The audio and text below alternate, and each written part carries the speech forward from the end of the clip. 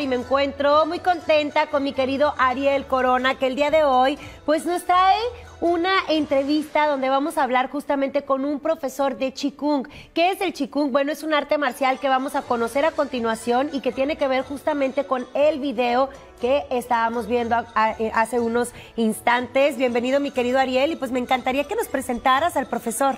Claro que sí, Cintia, muchas gracias a todos. Pues bueno, vimos algunas imágenes de lo que es el Qigong, es un arte marcial. Obviamente aquí esta disciplina no es tanto como para una competencia, sino el objetivo es regularizar la energía. Cuando hablamos de energía, ya hemos dicho aquí, es promover la circulación sanguínea, promover el sistema nervioso central, regular las funciones de nuestro cuerpo, y para ello, pues bueno, tenemos desde Argentina al profesor Pablo, ¿no?, que es profesor de Qigong y que nos va a decir pues cómo funciona toda esta disciplina a nivel tratamiento integrativo para poder llevar a cabo nuevamente nuestras funciones. Así es, bueno, saludamos al profesor Pablo Lacourt, que ya lo tenemos en línea. ¿Cómo está, profesor? ¿Nos escucha? Hola, sí, escucho bien. ¿Ustedes me escuchan? Escuchamos perfectamente, de verdad es un honor poder platicar con usted y conocer más de esta disciplina, de este arte marcial. Los saludamos desde Puerto Vallarta, agradecemos este espacio que nos ha brindado. Y bueno, me comentaba Ariel que usted está en Argentina. Sí, en Argentina, provincia de Mendoza. ¡Qué maravilloso! ¡Qué maravilloso! Pues muchas gracias. Y bueno, ¿qué es lo primero que debemos saber del Qigong?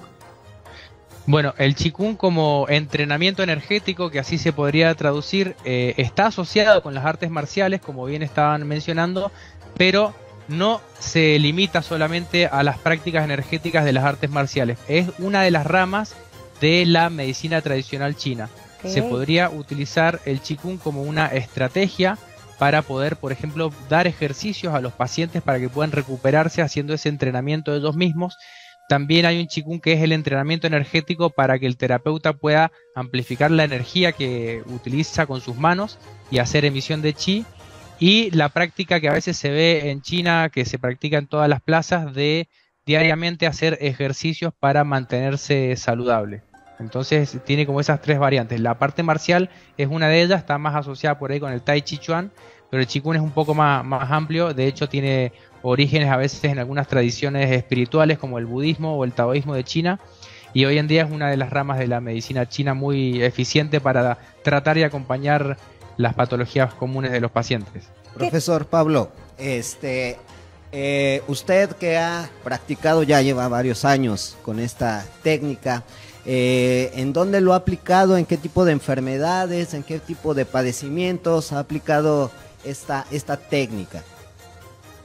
Bueno, lo primero que se nota cuando uno empieza a practicar, sobre todo en los pacientes, es que empiezan a ganar mayor movilidad, tienen más energía, por ejemplo, se pueden despertar más temprano, con más capacidad para hacer sus tareas, mayor vitalidad a lo largo del día, y se empiezan a regular las funciones no solamente de la fuerza física, sino también de los órganos internos. Empiezan a regular, por ejemplo, el sueño, el sistema digestivo. Empieza a ayudar a equilibrar, por ejemplo, las disfunciones a veces metabólicas, puede ayudar en patologías crónicas como hipertensión, como diabetes, ayuda acompañando estos síntomas, disminuyendo, digamos, los efectos secundarios de estas enfermedades. Una pregunta, profesor. ¿El Qigong actúa igual como, digamos, cuando los doctores nos recomiendan que estemos como en actividad física, es decir, como si hacemos un deporte, o es una cuestión más como energética, como una cuestión de conectar más con tu cuerpo?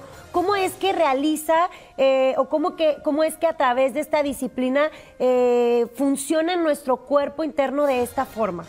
¿Nos ayuda de esa forma? De hecho, trabaja de las dos maneras. Es una actividad física moderada, se podría pensar. Entonces lo pueden realizar personas incluso que estén en buen estado de salud o que se estén recuperando de alguna patología. Yo he tenido pacientes entre los 10 y los 80 años, por darte una idea. El deporte a veces se limita a personas que ya tienen un buen estado de salud y es excluyente para personas en recuperación. El Qigong, en cambio, podría ser un buen ejercicio de recuperación para personas que no están en buen estado y que necesitan ir de a poco ganando más capacidad aeróbica, por ejemplo. Entonces sí se podría utilizar como una actividad física moderada y también para mantener y para recuperar el estado de salud. Hablando de salud mental, ¿puede ayudarnos también en esta cuestión? Sí, de hecho en China es donde más investigación se ha hecho, por ejemplo, en los grupos de estudiantes universitarios que están sometidos a mucho estrés. Entonces se ha encontrado que el Qigong les puede ayudar a llevar adelante mejor el estilo de vida universitario, que tiene mucha carga con mucho trabajo intelectual, pero también un buen factor de regulación de las emociones. Se ha probado, por ejemplo, en poblaciones de adolescentes que suelen ser bastante conflictivas a veces, y también tiene marcados efectos contra, por ejemplo, la ansiedad y la depresión. Así es, y de hecho, como usted lo dice, es un ya estilo de vida en China, y que yo creo que esta técnica podría también formar parte de un desarrollo, bueno, una actividad que nosotros deberíamos de hacer independientemente de que no haya un problema de salud, ¿no? Sino como método preventivo.